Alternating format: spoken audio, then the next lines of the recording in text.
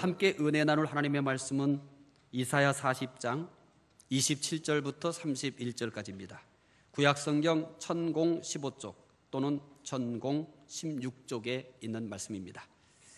이사야 40장 27절부터 31절, 구약성경 천공 15쪽이나 천공 16쪽에 있는 말씀입니다.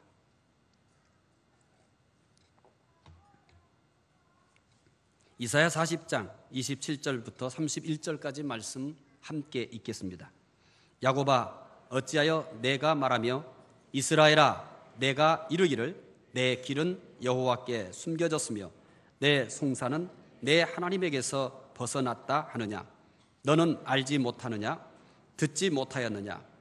영원하신 하나님 여호와, 땅끝까지 창조하신 이는 피곤하지 않으시며 곤비하지 않으시며 명철이 한이 없으시며 피곤한 자에게는 능력을 주시며 무능한 자에게는 힘을 더하시나니 소년이라도 피곤하며 곤비하며 장정이라도 넘어지며 쓰러지되 오직 여호와를 앙망하는 자는 새 힘을 얻으리니 독수리가 날개치며 올라감 같을 것이요 다람박질하여도 곤비하지 아니하겠고 걸어가도 피곤하지 아니하리로다.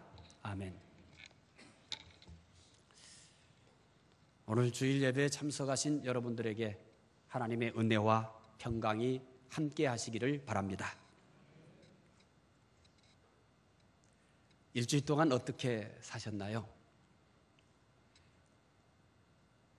그러면 여러분들은 대답하고 싶은 말이 하나 있죠. 항상 그렇게 살지 뭐.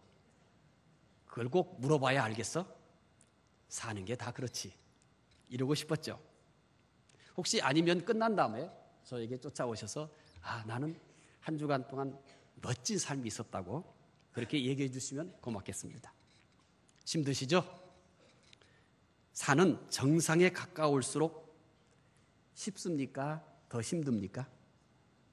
어떻게 이렇게 어려운 걸 아셨어요? 산은 정상에 가까이 갈수록 어렵습니다. 인생도 살아갈수록 더 힘듭니다. 젊었을 때는 이런 기대를 해봐요.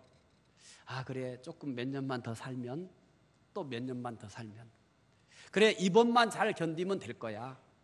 이번만 잘 넘기면 이제 뭐 살만할 거야. 늘 그렇게 하면서 삽니다만 인생은 살면 살수록 더 힘든 것 같습니다. 특히 믿음으로 산다는 것은 몇 배 더 힘듭니다. 믿음으로 산다는 것이 얼마나 힘든지에 대해서 많은 크리스찬들이 잘 알지 못해요. 믿음으로 산다는 것에 대해서 너무 많이 오해하는 것 같아요. 성경은 믿음으로 사는 것에 대해서 어떻게 표현하나요? 십자가를 지고 가는 길이라고 합니다. 또요, 좁은 문으로 가는 거래요. 또요, 좁은 길로 가는 거랍니다. 여러분, 여기에 부연 설명을 드리지 않더라도 믿음으로 산다는 것이 힘들겠구나, 이거 느껴요? 못 느껴요? 못 느끼시면 은혜예요. 느끼시면 더 큰 은혜고요. 못 느끼는 것도 은혜고 느끼는 것도 더 큰 은혜입니다. 왜 그래요? 믿음으로 산다는 것은 우리가 세상에서 순례자로 사는 겁니다. 나그네로 사는 거예요. 외국인으로 사는 거예요. 그래서 세상 사람들이 사는 가치관이나 삶의 방법이 달라요. 안 믿는 사람들은 이 길로 갑니다. 그런데 때로는 믿는 사람들은 정반대의 길을 가야 하는 거예요. 그런데 그 길로 가는 사람이 많지 않아요. 그래서 대부분이 보편적으로 가는 이 길을 가는 사람들이 비웃습니다. 조롱합니다. 외면합니다. 그래서 때로는 세상에서 실패자 같기도 하고요. 내가 뭔가 잘못된 인생을 산다는 생각도 들 때가 있습니다. 그런데 모두 정상입니다. 혹시 그런 길을 가고 있다면 여러분들은 하늘로부터 이런 칭찬을 들을 거예요. 잘하고 있다. 잘 가고 있어. 끝까지 잘 가거라고. 존 버녀는 철로 역정에서 순례자의 삶을 이렇게 소개합니다.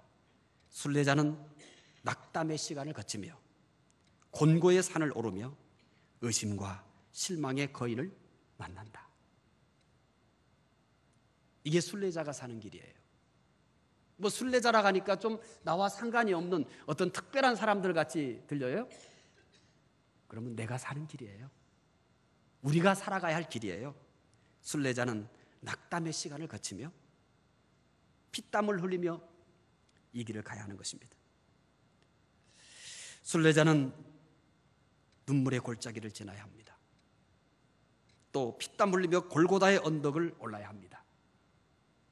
또 환난의 풍랑을 겪어야 합니다. 여러분은 지금 어떤 길을 지나가고 있습니까? 나는 지금 어떤 길을 지나가고 있는 것 같아요? 어떤 분은 눈물의 골짜기를 지나가고 있을지도 모릅니다. 그 길의 고통이 너무 심하기 때문에 내가 지금 어떻게 살고 있는지에 대해서 말이 나오지 않아요. 그 길의 고통은 오직 눈물로서만 표현할 수가 있습니다. 살다 보면 아무 말이 나오지 않고 그냥 두 눈에서 눈물만 주르르 흘릴 때가 있습니다. 저도 그렇고요. 또 여러분도 그런 인생을 살아갑니다. 말이 막혀요. 말을 할 수가 없어요. 그래서 뭘로밖에 나의 현재의 삶의 모양을 표현할 수 있냐면 그저 눈물밖에 없습니다. 어떤 분은 피땀 흘리며 골고다 언덕을 오르고 있을지도 모릅니다. 피땀 흘리며 애를 써보지만 보이는 것은 골고다 언덕에 십자가처럼 절망밖에 없습니다. 여러분, 골고다 언덕을 올라가 보세요. 정상에 가까웠습니다. 조금만 올라가자. 조금만 올라가면 정상이다. 드디어 정상이 보였습니다. 그 정상에 화려한 면류관이 기다리고 있나요? 반짝반짝 빛나는 금면류관이 거기에 세워져 있나요? 그러면 얼마나 좋겠어요. 그러리라고 생각하고 이 골고다 언덕길을 참으면서 이를 닦으면서 올라갔습니다. 드디어 정상이 조금씩 보이기 시작합니다. 그런데 그 정상에 꽂혀 있는 게 뭐예요? 성공? 축복? 면류관? 아니에요. 십자가밖에 꽂혀 있는 것이 없습니다. 어떤 분은 환난의 풍랑을 겪고 있을지 모릅니다. 내가 어디로 가야 하는지 알아요. 어떻게 살아야 하는지 알아요. 내 마음이 알아요. 이 길로 가야지. 이렇게 살아야지. 그건 마음뿐이에요. 내 마음은 세상에서 불려오는 풍랑에 이끌려서 내가 원하지 않은 방향으로 자꾸 가는 거예요. 이 길이 맞는데 말이에요. 이 길로 가야겠다고 굳게 다짐해 보는데 말이에요. 세상에서 불어오는 거친 풍랑에 휩쓸려서 내가 원하지 않는 길로 자꾸 가는 거예요. 가야 할 길이 이 길인데 자꾸 풍랑이 더 세서 가야 할 길과 점점 더 멀어져 갑니다. 환난으로 인한 풍랑이 너무 커서 방향을 잡을 수가 없는 거죠. 정신을 차리고 발버둥 쳐보지만 소용이 없습니다. 험하고 험한 순례자의 길을 어떻게 가야 합니까? 여러분은 어떻게 가고 있습니까? 이 길은 우리 힘만으로는 도저히 갈 수가 없습니다. 왠지 아십니까? 다윗, 이분의 고백을 통해서도 우리가 순례자의 길을 결코 우리 힘만으로는 절대 갈 수 없다는 것을 확인하게 될 겁니다. 시편 62편 3절입니다. 함께 읽어보겠습니다. 넘어지는 담과 흔들리는 울타리같이 사람을 죽이려고 너희가 일제히 공격하기를 언제까지 하려느냐. 다윗은 사람을 어떻게 표현하고 있습니까? 넘어지는 담과 흔들리는 울타리. 넘어지는 담과 흔들리는 울타리는 건들 필요가 없습니다. 제 풀의 지가 쓰러져 버리고 말 거예요.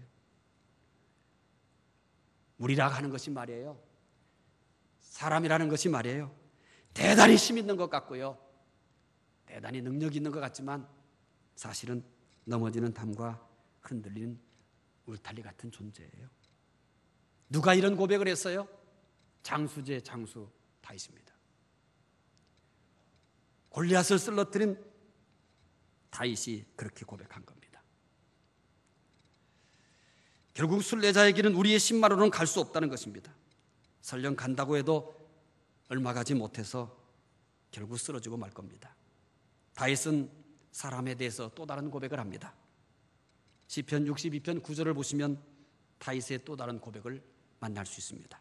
읽어보겠습니다. 아 슬프도다 사람은 입김이여 인생도 속임수이니 저울에 달면 그들은 입김보다 가벼우리로다. 다윗은 사람이 어떤 존재인지 말하기 전에 이렇게 얘기합니다. 아 슬프다. 탄식합니다. 아 슬프다. 사람이 얼마나 연약했으면 입김보다 가볍다고 하겠습니까? 여러분, 다윗 같은 사람이 자신의 인생을 놓고 얘기할 때 입김보다 가볍다 했으니 그와 비교할 것도 없는 부족한 우리들이야 얼마나 더 하겠습니까? 장수 중에 장수, 영웅 중에 영웅인 다윗이 아 슬프다. 입김보다 가벼운 존재라고 말하고 있는 것입니다. 입김보다 가벼운 사람이 어떻게 자기 힘만으로 순례자의 길을 갈 수 있겠습니까? 불가능한 일입니다. 그렇다고 순례자의 길을 포기할 수는 없지 않습니까? 가야만 합니다. 가야 해요. 어떻게 가야 해요? 우리의 힘이 안 되면 다른 힘으로 가야 합니다. 다른 어떤 힘으로 가야 할까요? 모세는 홍해를 건넌 후 이렇게 노래합니다. 출애굽기 15장 2절입니다. 함께 읽어보겠습니다. 여호와는 나의 힘이요 노래시며 나의 구원이시로다. 그는 나의 하나님이시니 내가 그를 찬송할 것이요 내 아버지의 하나님이시니 내가 그를 높이리로다. 모세가 찬송한 내용이 뭡니까? 여호와는 나의 힘이요 라고 말합니다. 모세가 이렇게 고백하고 있는 것은요 뼈에 사무친 고백이에요. 모세는 애굽의 공주의 아들이에요. 대단한 권세가 있어요. 보통 사람들은 쳐다도 보지 못합니다. 어느 날 그는 자기 동포인 이스라엘 사람들이 애굽 군사에 의해서 무시당하고 핍박당하는 모습을 보고서 한 주먹에 애국 군사를 때려 눕혀버렸어요. 모세는 이런 생각을 했습니다. 내 힘으로 우리 동포를 살려야겠다. 내 힘으로 내 동포를 해방시켜야 되겠다. 실패했습니다. 미디안 광야로 도망가서 이집트의 공주의 아들인 사람이 양을 치는 목동으로 40년의 세월을 보냈습니다. 그는 처절하게 실패했고 불가능하다고 생각했을 것입니다. 그래서 그저 그렇게 살았던 것입니다. 그런데 하나님이 그를 불렀습니다. 그리고 하나님께서 그를 통하여서 이스라엘 백성들을 애굽에서 해방시켰습니다. 홍해를 육지같이 건너게 했습니다. 그리고 바로 이 노래를 한 겁니다. 여호와는 나의 힘이요. 그는 어떻게 이스라엘이 애굽에서 해방되었는지, 또 홍해를 어떻게 육지같이 건넜는지 압니다. 하나님의 힘이라는 겁니다.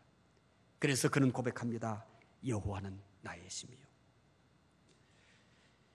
애굽에서 해방된 것도, 홍해를 육지같이 건넌 것도 하나님의 힘입니다.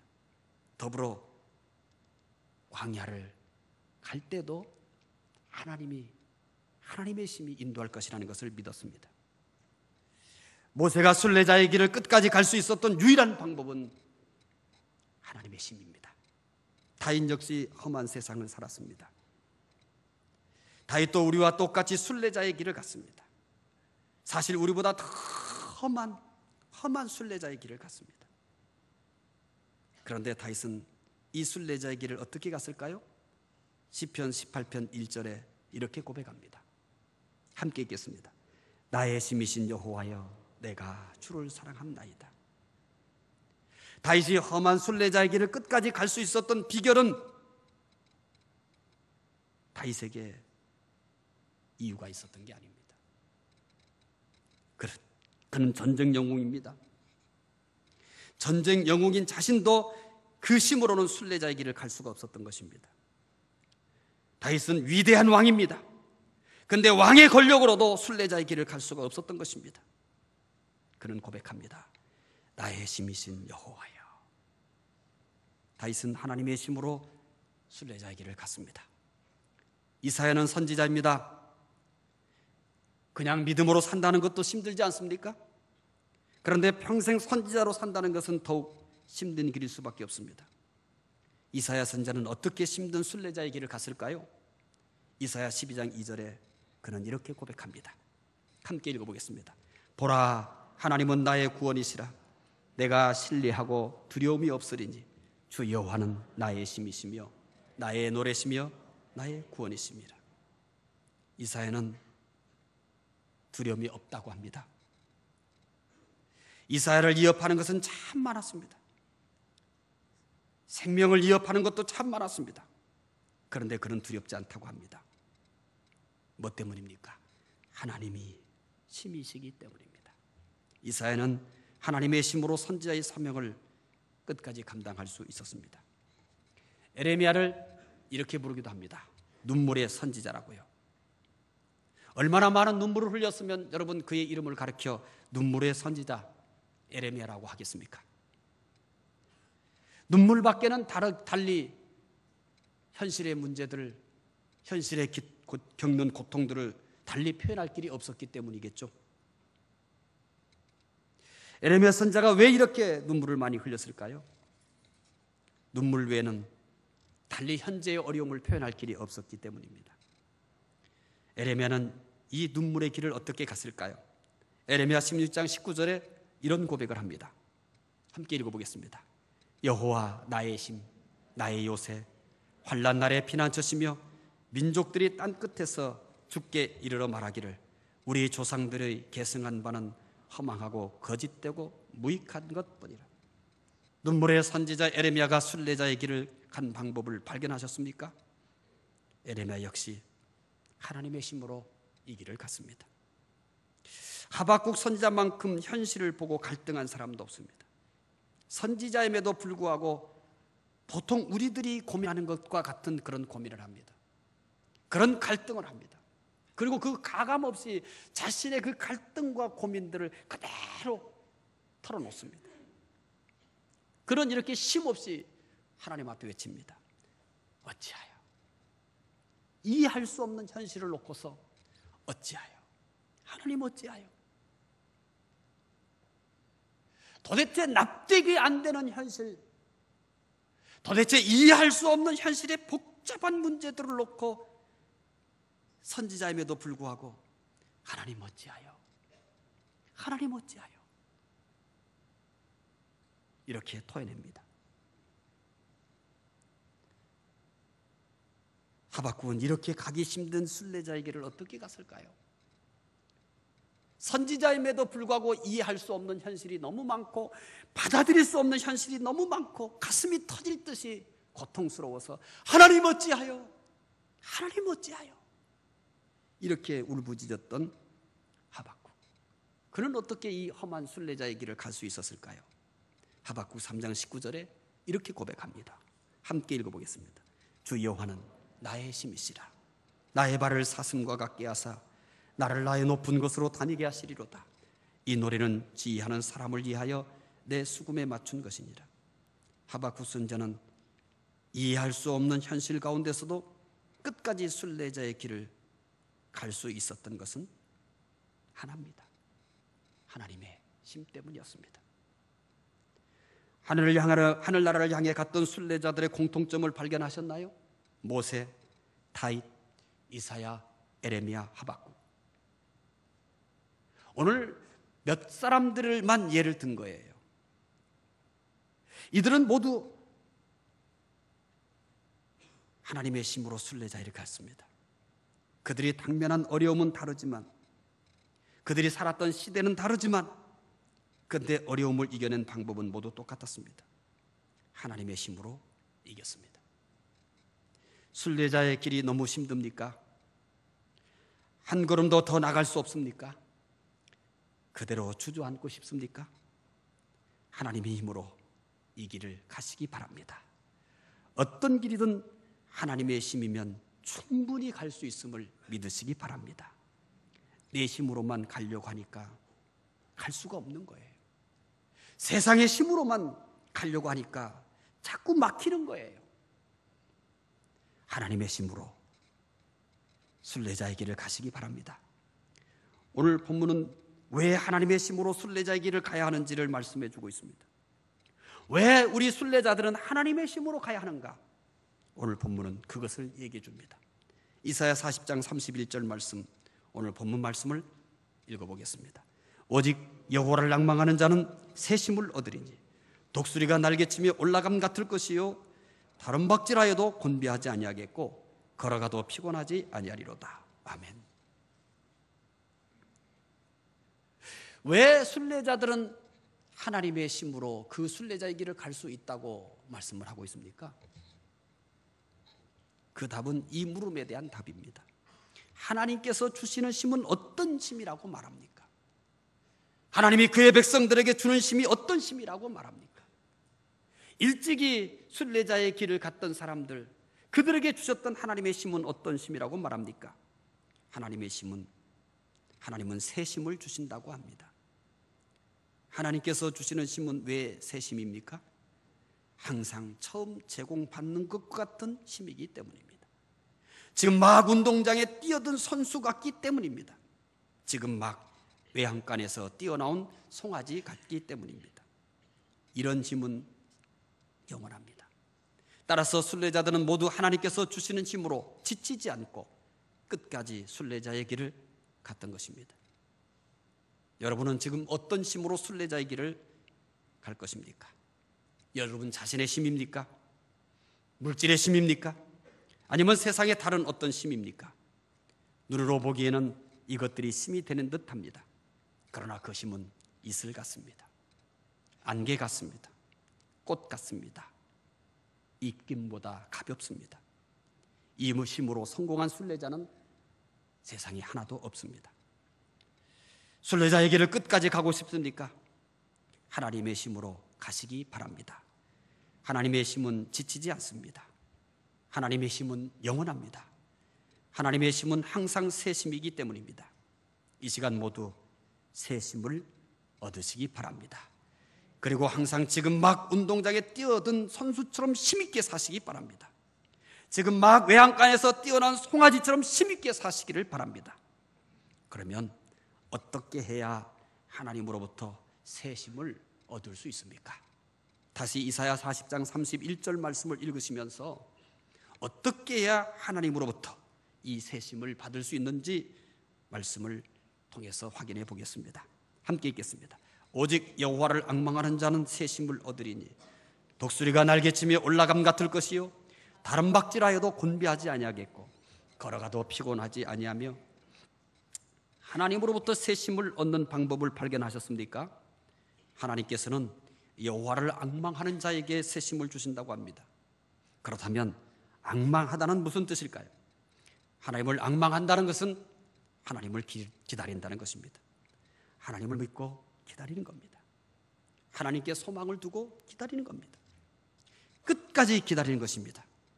이렇게 하나님을 기다리면 새 힘을 주십니다.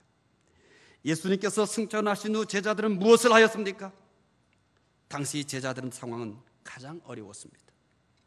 핍박이 임박해 오고 있습니다.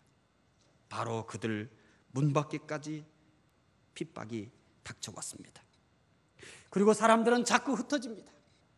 이 사람도 떠나가고 저 사람도 떠나가고 자꾸 사람들은 흩어지는 것입니다. 제자들은 몹시 당혹스러웠을 것입니다. 여러분, 이럴 때 제자들이 해야 할 일이 뭐겠습니까? 자꾸 떠나가는 사람들을 붙들고 여러분 떠나지 마세요. 우리와 함께 합시다. 떠나가는 사람들을 붙들고 설득해야 되지 않을까요? 떠나가는 사람들 붙들고 위로해야 되지 않을까요? 함께 하도록 자꾸 힘을 모아야 되지 않을까요? 그런데 제자들은 그런 일을 하지 않았습니다. 핍박은 바로 그들 문 앞까지 왔지만 그 핍박에 어떻게 대응할 것인지에 대해서 고민하거나 그 대응 방법을 찾지도 않았습니다. 떠나가는 사람들 붙들면서 설득하지도 않았습니다. 그들이 한 것은 하나밖에 없습니다. 그게 뭘까요? 제자들은 기다렸습니다. 믿고 기다렸습니다. 소망을 갖고 기다렸습니다. 핍박이 문 앞까지 왔지만 기다렸습니다. 수많은 사람들이 그들에게서 떠나가지만 끝까지 기다렸습니다. 제자들이 기다리고 있을 때 오순절에 성령 하나님께서 찾아오셨습니다. 그리고 그들에게 새 힘을 주신 줄 믿으시기 바랍니다. 하나님께서 제자들에게 주신 힘은 새 힘이었습니다. 제자들이 자기들의 힘으로 살려고 할 때도 있었습니다. 자기들 힘으로 굳게 결심하고 각오하고 다짐한 때도 있었습니다. 그러나 보기 좋게 예수님을 부인하고 저주해버리고 말았습니다. 그리고 한 사람도 주님 곁에 남지 아니하고 다 도망가 버렸습니다. 그것이 인간의 힘의 한계입니다. 그런데 이제 제자들은 자기들의 실패로 자기들의 힘을 더 이상 사용하지 않기로 한 겁니다. 자기들의 힘은 아무것도 아니라는 것을 안 것입니다. 그래서 그들은 기다렸습니다. 믿음을 가지고 기다렸습니다. 소망을 가지고 기다렸습니다. 기다린 그들에게 하나님께서 새 힘을 주셨습니다. 자신들도 이 새 힘에 놀랐습니다. 그리고 주변 사람들도 모두 놀랐습니다. 새 힘은 새로운 일을 하게 만들었습니다. 제자들로 하여금 험한 순례자의 길을 기쁘게 갈 수 있게 만들었습니다. 오늘 우리에게도 새 힘이 필요합니다. 새 힘을 얻기 위해 기다리시기 바랍니다. 제자들처럼 기다리시기 바랍니다. 믿음으로 기다리십시오. 소망으로 기다리십시오. 끝까지 기다리십시오. 하나님께서는 기다린 사람에게 반드시 새 힘을 주실 줄로 믿습니다. 어떤 분은 아직 이 말씀에 수긍하지 못할 수도 있습니다. 아마 이런 분들일 것입니다. 나는 지금까지 하나님의 힘만 의지하면서 산다고 했는데 왜 지치고 낙심이 될까요? 이렇게 생각하는 분들은 이 말씀에 수긍하지 못할 수도 있습니다. 물론 저도 이런 과정을 거쳤습니다. 하나님을 의지하며 산다고 했는데 자꾸 더 약해지는 거예요. 자꾸 더 무너지는 거예요. 얼마나 낙심이 되는지, 도대체 내가 무엇을 해야 되는지에 대해서 갈피를 못 잡을 때가 많았습니다. 그래서 이런 분들의 아픔을 이해합니다. 실제 이런 일들이 얼마든지 생기고 있고 여러분 현재 겪고 있는 분도 있습니다. 저도 겪었고 앞으로 또 겪을지도 모릅니다. 그러나 오늘 이 시간 이 문제를 완전히 해결하여서 새 힘을 얻으시기를 바랍니다. 바울을 기억하십니까? 바울만큼 하나님의 힘으로 산 사람이 어디 있겠습니까? 바울은 머리부터 발끝까지 복음입니다. 머리부터 발끝까지 예수 그리스도입니다. 어쩌면 그의 피를 짜낸다면 거기에서도 복음이 나올지 모릅니다. 어쩌면 그의 피를 분석해 보면 거기에도 예수 그리스도가 있을지도 모릅니다. 복음밖에 모릅니다. 그리스도밖에 모릅니다.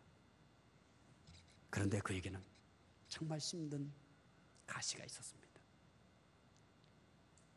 하나님, 내 몸에 찌르는 가시를 고쳐주세요.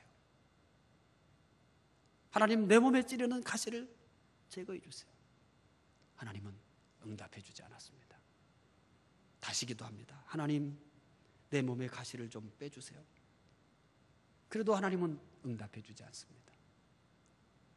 그런데 하나님은 이런 기도는 응답해 줬어요. 바울이 다른 사람의 질병을 놓고 기도하면 지체하지 않고 응답해 주셨단 말이에요. 바울이 다른 사람의 연약함을 놓고서 기도하면 하나님은 그때 바로 응답해 줬단 말이에요. 그런데 왜 자신의 문제를 놓고 자신의 몸에 찌르는 가시를 놓고 기도하는데 하나님은 응답해 주지 않는 거예요? 하나님께 항의할 수 있잖아요. 하나님, 왜 제가 다른 사람을 위해 기도할 때는 바로 응답하셔서 그 사람의 질병을 고쳐주시면서 왜 내가 기도할 때는 내 문제는 고쳐주지 않는 거예요? 이게 뭐예요? 참 이해가 안 되네요. 이럴 수 있잖아요. 여러분, 기가 막힌 진리를 여기서 발견합니다. 그는 3번까지 기도했으나 응답하지 않다. 이 진리의 세계에 도달합니다. 그러므로 내가 그리스도를 위하여 약한 것들과 능력과 궁핍과 박해와 공고를 기뻐하노니 이는 내가 약할 그때에 곧 강함이라. 아멘. 여러분 한번 이렇게 해보신 적 있어요? 능욕, 욕이에요. 욕. 모욕이에요. 모욕. 모욕을 당했는데 기뻐요. 이렇게 해보신 적 있으세요? 없죠. 나도 없어요. 만약에 우리 가운데 그런 사람이 있으면 이렇게 얘기할 거예요. 어머나, 드디어 쟤 미쳤다. 여러분, 궁핍해졌어요. 그런데 궁핍 때문에 기쁘대요. 그럼 우리는 신앙 좋다고 얘기하지 않을 거예요. 쟤 드디어 맛이 갔다. 박해를 받아요. 뒤에 에어컨 좀 꺼주세요. 이렇게 기침하고 콧물이 자꾸 나오면은 그때 알아서 꺼주십시오. 박해를 받아요. 그런데 기쁘다는 거예요. 우리 여러분 욕을 먹어요. 너무 궁핍해요. 사는 것이 너무 구차할 만큼 궁핍해요. 조롱을 받아요. 기쁘기는 그정 뭐예요? 속에 분노가 부글부글 끓어오르고 그 다음에 뭐예요? 여기서 뭐가 열리려고 그래요? 여러분이 얘기하지. 설교자인데 여기서 어디 그런 용어를 쓸 수 있겠어요? 뭐가 열리려고 그래요? 그렇지. 그렇게 설교의 동역자가 돼주세요. 그 얘기는 제가 이 설교 석상에서 좀 하기가 좀 민망하잖아요. 그건 여러분이 좀 해주셔야죠. 여러분 지금 설교 석상이 아니고 제가 거기에 앉았으면 저도 얘기할 거예요. 여기서는 조금 언어 선택을 좀 그럴듯하게 좀 해야 되지 않겠어요? 뭐가 열려요? 그렇지. 여러분은 좋은 설교의 동역자들이요. 그런데 바울은 어떻대요? 기쁘답니다. 기쁘대요. 왜요? 내가 약할 그때 곧 강함이라. 저도 빨리 이 수준에 도달했으면 참 좋겠어요. 내가 약할 그때 곧 강함이라. 저도 빨리 이 놀라운 은혜를 경험했으면 좋겠어요. 여러분도 물론 여러분이 이미 경험하고 있는 분도 있을 것만 같아요. 얼굴이 딱 미소를 짓는 거 보니까 참 존경스럽습니다. 아직 경험하지 못한 분은 저하고 같이 이 진리의 세계를 향해서 좀 같이 좀 더 심차게 여행을 좀 가봅시다. 하나님은 우리에게 하나님의 새 힘을 주기 위해서 우리의 힘을 빼앗아 약하게 할 때도 있어요. 인간식인 힘을 다 빼낼 때도 있어요. 너무 인간적인 힘만 의지하고 사니까 그 힘을 빼낼 수도 있어요. 너무 세상적인 것만 의지하고 세상적인 힘으로 살려고 하니까 그 힘을 빼낼 수 있어요. 나 죽이려고 그러는 거 아니에요. 나 망하게 하려고 그러는 거 아니에요. 내 안에 있는 인간적인 힘을 제거하시고 내가 의지했던 세상적인 힘을 제거하시는 이유는 하나님의 새로운 힘으로 우리에게 넣어주기 위해서 그러신 것을 믿으시기 바랍니다. 요셉도 하나님의 힘으로만 살려고 몸부림친 사람입니다. 예수님의 그림자 중에 최고 온전한 모습의 그림자는 누구나 다 요셉이라고 지칭합니다. 그러나 억울하게 누명을 쓰고 감옥에 갇혔습니다. 하나님의 힘으로 살려다가 더 약해진 거예요. 입지가 사라져버렸어요. 하나님의 힘으로 살면 감옥에 있다가도 나와야 되는 거 아니에요? 인정받지 못하다가도 인정받아야 되는 거 아니에요? 그런데 하나님의 힘으로 살았는데 오히려 모함을 받고 누명을 쓰고 죄수가 되어버렸어요. 망한 거예요. 한마디로 망한 거예요. 예수 때문에, 하나님 때문에 말이에요. 여러분, 겉으로는 요셉이 약해진 것 같습니다. 그러나 하나님께서는 요셉을 총리 자리에 앉히기 위해 제수라는 약한 자리에 잠시 앉게 하신 것뿐입니다. 다니엘도 하나님의 힘으로만 살았습니다. 그런데 하나님의 힘으로만 살려던 그를 사자의 밥이 되고 만들어버렸어요. 그러나 하나님은 다니엘을 바벨론 왕이 가장 총애하는 힘 있는 총리로 만들기 위해서 잠시 사자의 밥이 되게 한 것입니다. 존 밀턴은 가장 훌륭한 청교도 시인입니다. 그러나 그는 자유와 정의를 추구하기에 올리버 크로멜과 함께 청교도 공화국 편에 섰다가 눈을 잃어버렸습니다. 하나님의 힘으로 살려고 했으니 더 강해져야 되지 않습니까? 그러나 존 밀턴은 하나님의 힘으로 살려다가 눈까지 잃어버렸습니다. 글을 쓰는 사람이 눈을 잃었으니 생명을 잃은 것과 똑같지 않습니까? 그가 사는 가장 중요한 이유가 사라져버리지 않았습니까? 그러나 놀라지 마십시오. 존 밀턴은 실명된 상태에서 신라권이라고 하는 명작을 썼습니다. 존 버녀는 하나님의 힘으로 살다가 12년 동안 옥살이를 하게 되었습니다. 하나님의 힘으로 살려고 했으면 옥살이 하던 사람도 풀려나서 힘을 얻어야 될 거 아닙니까? 그런데 하나님의 힘으로 살려고 했는데 왜 옥살이를 하며 힘을 다 빼앗기게 하셨을까요? 이것이 다가 아닙니다. 존 버녀는 이 옥살이 동안 철로역정이라는 성경 다음으로 많이 읽히는 명작을 썼습니다. 하나님은 우리에게 하나님의 새 힘을 주시기 위해서 때로는 우리를 약하게 할 때도 있습니다. 내 인간적인 힘을 빼낼 수도 있습니다. 내가 의지했던 세상적인 힘을 빼낼 수도 있습니다. 하나님의 힘으로 살려고 했는데 오히려 더 약하게 되었습니까? 하나님의 힘으로 살려고 했는데 오히려 실패하였습니까? 감사하십시오. 그리고 믿음으로 기다리시기 바랍니다. 소망으로 기다리시기 바랍니다. 끝까지 기다리시기 바랍니다. 하나님께서 우리를 약하게 하시는 것은 하나님의 새 힘을 주기 위한 것입니다. 약해졌습니까? 낙심이 됩니까? 하나님을 기다리시기 바랍니다. 하나님께서 새 힘을 주실 것입니다. 기도하겠습니다. 하나님 감사합니다. 우리의 힘으로는 순례자의 길을 갈 수 없음을 고백합니다. 세상의 힘으로도 순례자의 길을 갈 수 없음을 고백합니다. 하나님, 우리에게 하나님의 힘을 주시옵소서. 하나님의 새 힘을 주시옵소서. 우리가 기다립니다. 하나님을 기다립니다. 우리 모두에게 하나님의 새 힘을 주셔서 이 순례자의 길을 끝까지 잘 갈 수 있도록 도와주시옵소서. 감사하며 예수 그리스도 이름으로 기도드리옵나이다.